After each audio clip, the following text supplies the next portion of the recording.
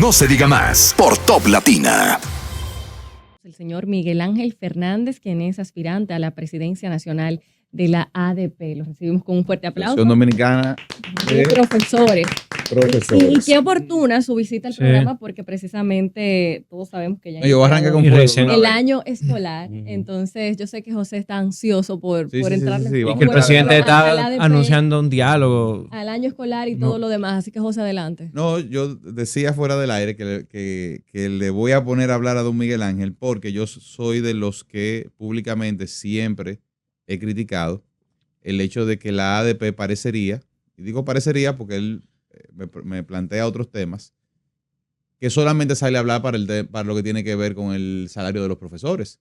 Pero ahí vemos la situación que se dio con el concurso de oposición, la baja calificación de muchos maestros, la imposibilidad incluso de cumplir plazas, que lo que se terminó haciendo fue bajar el nivel de los requerimientos, o al menos eso es lo que uno lee, uno que no está, ¿verdad?, en el meollo del asunto. Sí.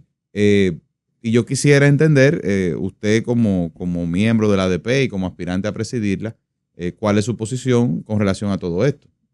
No, ciertamente la ADP puede mejorar su gestión sindical, sin duda. Todo puede mejorar y no limitarse a determinados aspectos, sino viendo la integralidad. Pero cuando tú chequeas la documentación y la producción técnica y teórica de la ADP, te darás cuenta que es mucho más integral. El tema es que la ADP se la viene invisibilizando en sus aspectos fundamentales. Y el hecho de desarrollar una matriz de opinión que los maestros son egoístas, que nada más aspiran a aumento salarial, tiene una intencionalidad política que no pueden ustedes ignorar. El ADP es un sindicato que tiene 54 años y es la mayor acreditada en la lucha por la escuela pública de este país. Cuando ustedes no habían nacido, nació la ADP porque hubieran liceos y butacas. El tema de la carrera docente ha sido una conquista porque antes eso era un relajo y se nombraban bachilleres habiendo graduado sentados.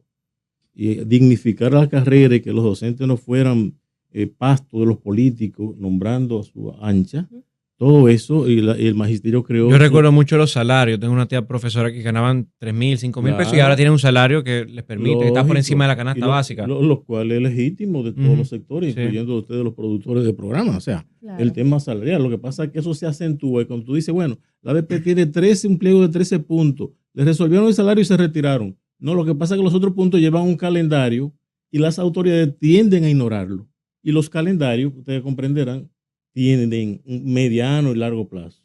Reconocemos autocríticamente que la ADP puede mejorar. Y una de las mejoras que debe de hacer es ser más propositiva e incluso ser más coherente con su propio principio de articular la familia y la comunidad. Porque la educación, contrario a lo que se cree, que el ADP con su movimiento y su asamblea perjudica, es al contrario. Cuando los docentes tienen una asamblea, esa clase no se pierde el día que el chico no va. Pero el día que sigue, los maestros desarrollan unos niveles de estrategia y técnica de acumulación y desarrollo que compensan, digamos, el día anterior. Y eso no quiere decir que se perdió la clase. Y si hubo que salir a las calles, ¿quién las provocó? Pero además el derecho a la educación como derecho fundamental es el Estado el garante. Los docentes no son los responsables, son actores y tienen que tener las condiciones para que ese derecho a la educación sea. Por ejemplo, iniciamos ayer el año escolar. Sí. ¿Cuánto está diciendo el ministro que están quedando sin cupo? 4,000. 4,000 Y ustedes le pico. están creyendo ese número al ministro, por Dios. Ustedes saben que en este país hay niños y niñas de 3, 4 y 5 años que son 550,000. ¿Usted sabe cuánto hay inscritos? 170. ¿Cuánto hay fuera? 330,000 solo del nivel inicial. Y usted sabe lo que dicen las ciencias pedagógicas, que los primeros años Lo más importante. son lo más importante porque la estimulación temprana potencia en el desarrollo cognitivo, psicomotriz y psicoafectivo. que la no hay cifra aulas ni maestras para 300,000 niños. La en este cifra país. es falsa. La Es cifra que absolutamente falsa. Yo veo que usted nos trajo aquí este documento del Observatorio Educativo, profesor Rafael Santos, las condiciones de finalización del año escolar 2023-2024. Y habla precisamente de esto, de la falta de cupo en las escuelas y la sobrepoblación escolar. ¿Cuáles son esas principales causas para que esta cantidad de estudiantes se quede fuera? No, faltan aulas. Aunque hubieron construcciones a partir del 2013 para acá masivas, estas no pudieron resolver la necesidad de cupo, porque la mayoría se hicieron como escuela espejo. ¿Qué ocurre cuando una escuela tiene una matrícula de 900? Sí. Tiene 500 en la mañana y 400 en la tarde. Cuando tú dejas los de la mañana, el día entero desalojan A los de la los tarde. 400 de la tarde. Entonces, ¿qué le hizo el gobierno? Aula a los 400 como una escuela espejo. Entonces, ¿qué pasa con la acumulación de población escolar que va creciendo? No hay aula. Pero Yo además, decía ahorita, tema de planificación. Sí, y no hay mala una planificación forma de uno ver y dónde. costosa además, sobrevaluada y en terreno además de dudosa Situación. En esa parte de planificación donde hay escuelas que tienen cupos disponibles, que tiene que haber, o sea, escuelas con espacio disponible y cruzarla, donde los lugares no hay, ver con este nuevo sistema de transporte trae, ver cómo de manera, buscando una forma de mitigarlo de manera inmediata, porque están los niños fuera de las escuelas, sí. que se puedan desplazar esas personas a esos otros lugares, a los más cercanos al menos, para poder dar asistencia a esa demanda de educación que es tan necesaria. Bueno, esa es una idea. Tú te das cuenta que si el gobierno se abre a la participación, generan soluciones. No solamente eso. Hay espacios privados en la casa, hay lugares que se pueden habilitar aulas y tú puedes lograr darle oportunidad a niños, sobre todo los de inicial. Pero además, si tú tienes que volver a las dos tandas, vuelve para que le dé cupo a todos y a una reingeniería de los espacios y los horarios, porque es importante que todos tengan las mismas oportunidades. Claro. Y atropellar a la población para llevarla a toda jornada. ¿Sabes lo que pasó con la jornada escolar extendida? Que no buscaban mejorar la escuela, lo que buscaban era darle comida a los pobres. Era una especie de ampliación del plan social de la presidencia, dar comidita a los pobres, dársela en la escuela. Sí, porque al final no había un currículo. No había, en un- 8 horas se estaban dando los niños, se daban en 4. Era un Claro. almacén de muchachos. Un reservorio de pobres muchachos. Y todavía, y es peor, porque entonces tú tienes, ahí lo dice el estudio, Ujú. que de cada 3 escuelas, en una no hay agua potable. Terrible, Y no hay agua corriente. A las 10 de la mañana los sanitarios no bajan. terrible. Y usted tiene que saber que aquí hay adolescentes y maestras que a la 1 de la tarde no se pueden cambiar una toalla sanitaria. No hay un sanitario digno.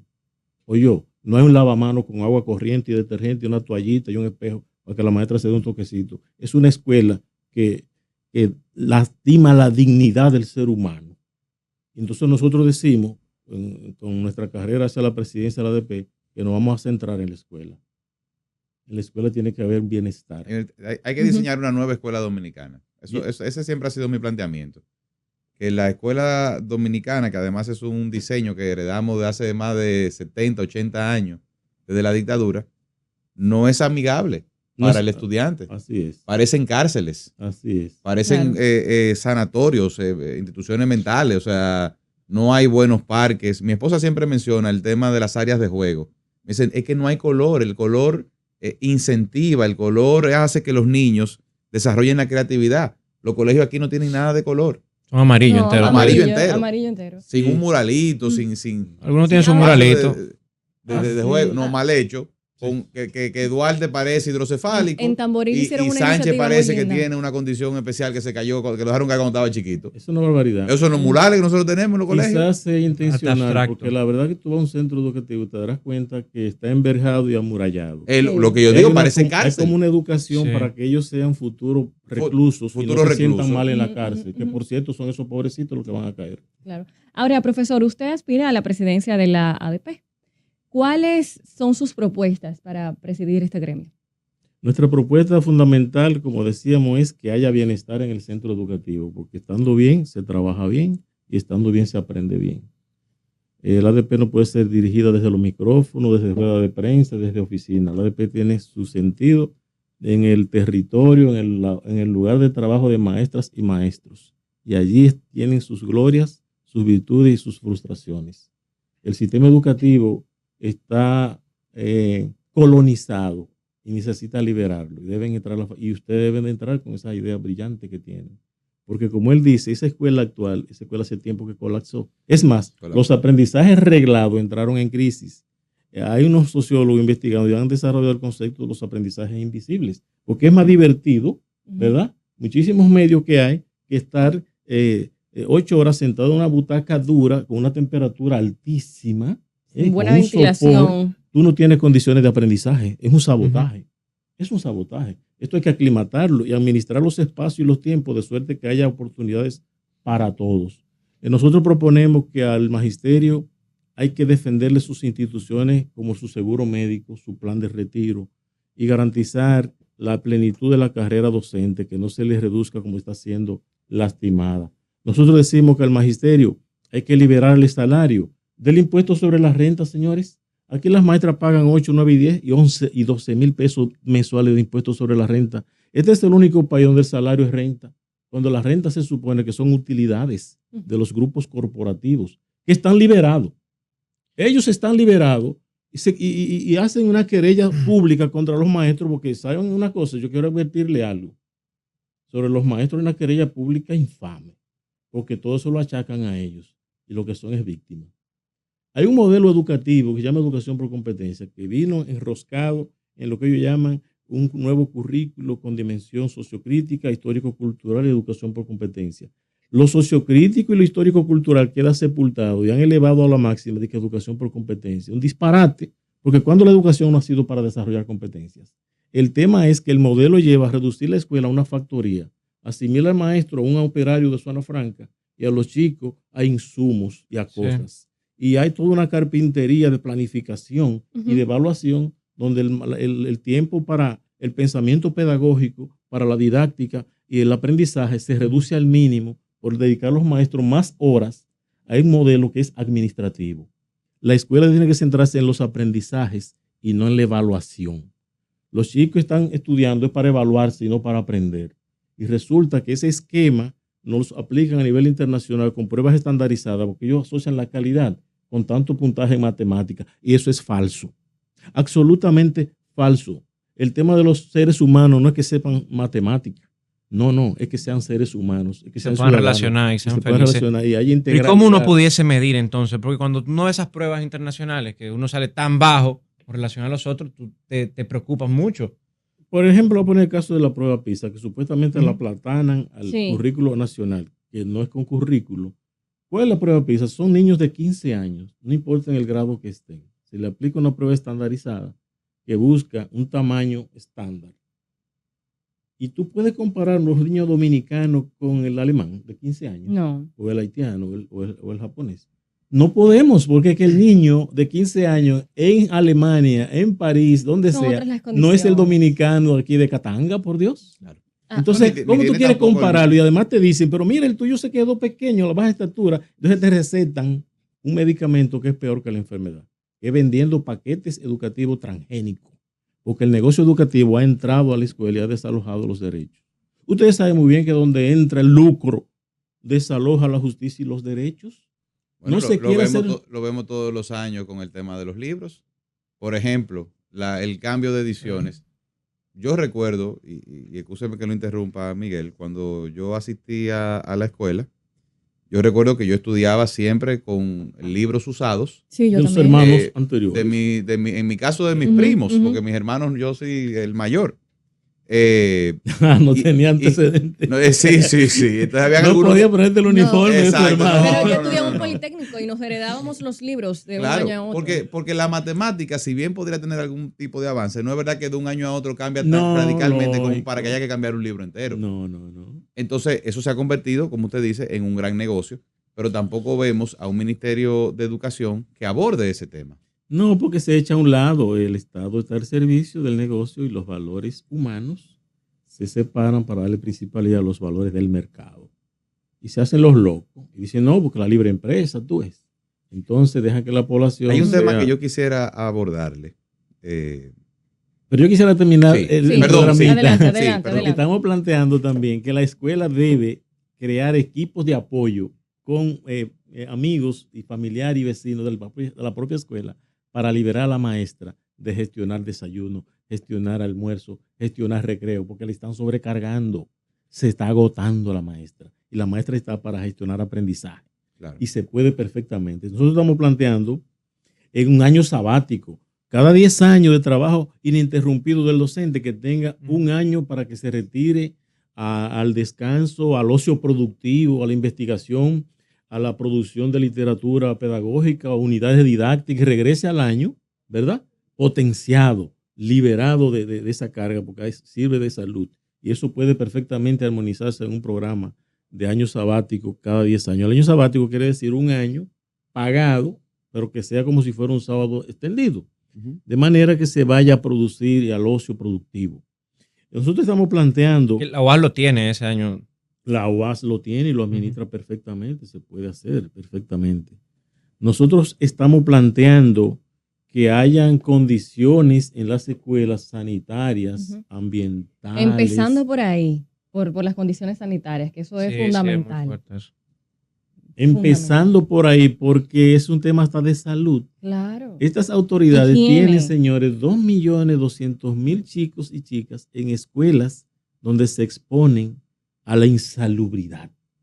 Y el tema de las necesidades fisiológicas están constreñidas. Nunca hay papel, y nunca hay agua. No. Entonces, inodoro roto. Entonces necesitamos que hayan chicos, chicas, en condiciones de estar cómodos. Ellos mismos, los niños, describieron hace poco, hace casi como 15 o 16 años, ¿cómo quiere que sea tu escuela? Queremos una escuela amplia, con bosque, ¿te entiendes? Con campo. Entonces la escuela no puede seguir siendo un tuche con los muchachos constreñidos, con las rodillas chocándose. Y la verja, que usted la mencionó, esa verja que verja, uno sabe de una escuela pública porque uno ve esa verja que parece una cárcel. Esa casi. verja hay que echarla abajo, por Dios. La escuela tiene que estar abierta, sí. La escuela debe ser, el aula debe ser como la calle, porque ahora dice, no para cuidarlos de los delincuentes. ¿Y quién dijo que así se cuida de los delincuentes? ¿Y la policía escolar? ¿Qué ¿Y cuántas veces ha entrado un delincuente a asaltar en una escuela? ¿Qué opina usted de la policía escolar? Robarse una butaca. No tuviera sentido si hubiera una sociedad y un Estado coherente con el mismo currículo. La disciplina escolar tiene que ser consciente y no sobre la base de la represión, de que me están viendo o me van a agarrar. Incluso el tema de la gestión de los aprendizajes hoy está muy limitado porque el director del centro ha perdido autoridad sobre chicos que están desbordados. Y hasta la maestra, en primaria, señor, en primero grado, aparece un chico que te sabotea la actividad del día y tiene que soportarlo alegándose un supuesto derecho a la educación de uno y el del resto. Tú tienes 30 niños, claro, ¿verdad? Y hay uno que te sabotea porque tiene cierta situación, ¿verdad? Claro. Hay que abordarla profesionalmente. Pero tú tienes que liberar el grupo de 29 para que aproveches el tiempo y el espacio. No. Le están obligando a los docentes, a los directores de centro a gestionar situaciones de violencia permanente. Ustedes pasan a veces por la escuela y la ven activa y se pierden horas lidiando con conflictos, porque la escuela no está en la luna, está aquí. Y a esa escuela van maestros, directivos, personal de apoyo y estudiantes con sus virtudes y con sus tragedias. Entonces, la gente cree que la escuela va a salvar la sociedad. La sociedad hace su escuela. Es contrario, el razonamiento es engañoso. De que una buena educación, incluso hablan de educación de calidad, y ojo, ¿de sí, qué calidad estamos hablando? ¿De un manso operario de zona franca o un servil de los empresarios? Calidad no hay. Calidad no hay porque en el momento en que tú tienes que poner 40 estudiantes en un aula, ¿cómo tú le das una atención medianamente personalizada a los estudiantes? Y menos con los chiquitos. ¿Usted sabe lo que dice la norma? Que educación inicial, la maestra titular necesita un auxiliar. Porque un niño hay que llevarlo al baño incluso y ayudarlo en el sanitario. Queda nosotros solos. Pero además hay una atención personalizada que requiere más colaboración. Hay 18,000 secciones de inicial en todo el país y no hay la ayudante. Se necesitan 9,000 secciones más y quiere decir que hay que duplicar ese personal. ¿Ustedes saben qué está diciendo el ministro de Educación? Que van a contratar un ayudante por cada 4 secciones de inicial. Pero en un centro educativo no hay 4 secciones de inicial. Pero déjeme hacerle una pregunta. Porque eso me surge, me dispara una alarma. Si todos los años al ministerio le sobra dinero, o sea, la capacidad de ejecución del presupuesto queda corta ante el dinero que se le asigna al ministerio. Su ejecución presupuestaria, todos los años, excepto en el 2020. ¿Y por qué entonces no se contratan a los profesores que hacen falta? Por ejemplo, un asistente, yo entiendo que un asistente de curso puede ser una estudiante de término de pedagogía, no tiene que ser una maestra recibida. Claro. Entiendo yo, o sea, graduada. Y le serviría de ejercicio y de formación. ¿Verdad que sí? Entonces, Claro. Es que la carrera docente... ¿por qué no contratarla si el dinero está? Bueno, no, lo que pasa es que hay una lógica desde el Estado y desde el Ministerio. El Ministerio está asaltado por grandes grupos corporativos que a través de la pancarta de las ONG, pero que detrás son los mismos banqueros, son los mismos dueños de colegios, de universidades, son los mismos dueños de ARS privada y AFP, que han visto porque nunca miraron a la escuela. Cuando el presupuesto era 2.1, 1.9, nadie miraba a la escuela pública, pero una vez llegaron los recursos de la escuela pública, andaban como aves carroñeras, ¿verdad? Como estos depredadores, y han aterrizado en la escuela pública para apropiarse del dinero público. Ustedes tienen que saber que Miner está asumiendo la gran mayoría de las nóminas de colegios privados, confesionales y no confesionales, como si les sobrara cuarto, y que todos los años deja de ejecutar entre 20 y 35 mil millones de pesos. Los deja de ejecutar. Sin embargo, formulan una querella que son los docentes que se están tragando el 4%. Y eso es absolutamente falso. Porque se supone que si el gasto corriente en personal es alto es porque el ministerio no es de agricultura, Exacto. ni es de obra pública, es de sujetos y de procesos. Y que se necesita incluso mucho más. Por tanto, en la gestión o en la administración de la información tiene su direccionalidad. Don Miguel, no tenemos casi que ir, Sí. pero no lo quiero dejar ir sin otra última pregunta. El tema de la ocupación de las posiciones, de los puestos educativos por parte de haitianos. Porque no vamos a llamarle de otra forma. No son, Extranjeros. Es que no son ni los italianos, ni los franceses, ni los alemanes, ni los venezolanos. Son los hijos de haitianos, irregulares, los que están ocupando los espacios en la escuela dominicana. Al pan. Sí, pero cuando tú comparas la población propiamente nacional, que es tanta, te darás cuenta que la matrícula de los haitianitos no es la que afecta la exclusión de tantos dominicanos.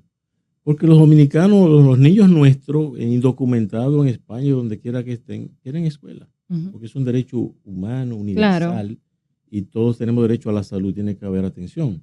El tema aquí es que no hay cobertura para los propios. Tú dirás, pero que los haitianos, no nos caigamos en ese gancho, porque entonces eso oculta la responsabilidad nacional con los propios nacionales. Tú sacas 40 o 50 mil haitianitos de la escuela y tú tienes todavía 200 mil. En inicial, pero en media. Ustedes saben que los bachilleres ahorita llenan las aulas y a los 2 meses ya dejan la butaca vacía una parte. La deserción escolar. Porque la escuela no los retiene. No hay un sistema con políticas públicas y sociales complementarias que retenga la matrícula estudiantil en el centro. Y tú vas a tener un país como va, en condiciones muy difíciles humanamente hablando. Bueno, profesor, muchísimas gracias por habernos acompañado en No se diga más. Con nosotros el profesor Miguel Ángel Fernández hacia la presidencia nacional de la ADP, Asociación Dominicana de Buena Profesores. suerte, profesor. Muchísimas Muchas gracias. a Ojalá ustedes. pueda usted Muchas implementar esas ideas. Muchas gracias. Nos toca despedirnos. No se diga más por Top Latina.